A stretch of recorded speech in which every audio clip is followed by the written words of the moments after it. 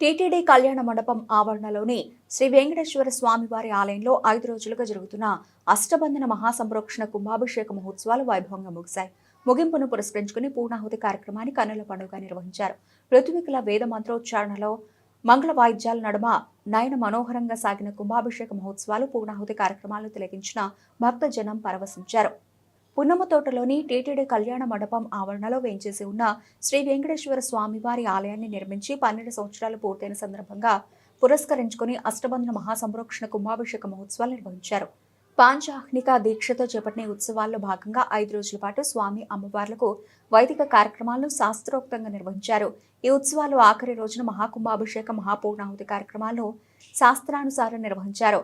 కుంభాత్ బింబ సమారోహణం, కళవాహనం, ప్రథమ కాలార్చన, మహాసంప్రోక్షణ, అక్షతారోహణ, బ్రహ్మఘోష వంటి వైదిక కార్యక్రమాలు ఋత్వికులు శాస్త్రోక్తంగా జరిపించారు. వేద పండితుల మంత్రోచ్చారణలో మంగళ వాయిద్యాల నడుమ మహాపూర్ణాహుతి కన్నుల పండుగ సాగింది. ఈ సందర్భంగా టీటీడీ సూపరింటెండెంట్ ఎం మల్లికార్జున మాట్లాడుతూ స్వామివారి ఆలయాన్ని స్థాపించి 12 ఏళ్లు పూర్తయిన సందర్భంగా పురస్కరించుకుని అష్టబంధన మహాసంప్రోక్షణ కుంభాభిషేక మహోత్సవాలు నిర్వహించామని తెలిపారు.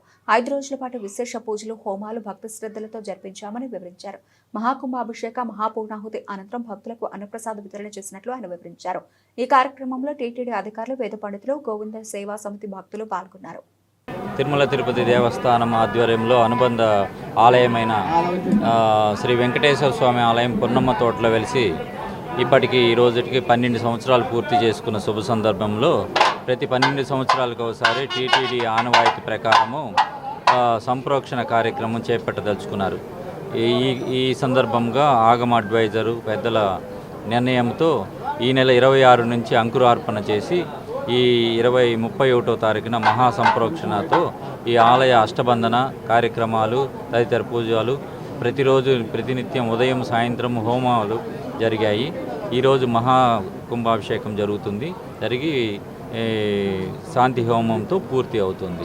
ఇవాళ 11:24 నుంచి 12:25 శుభముహూర్తంలో స్వామి తిరిగి భక్తులకు పునర్దర్శనాన్ని ఇస్తారు. ఓం నమో వెంకటేశాయ.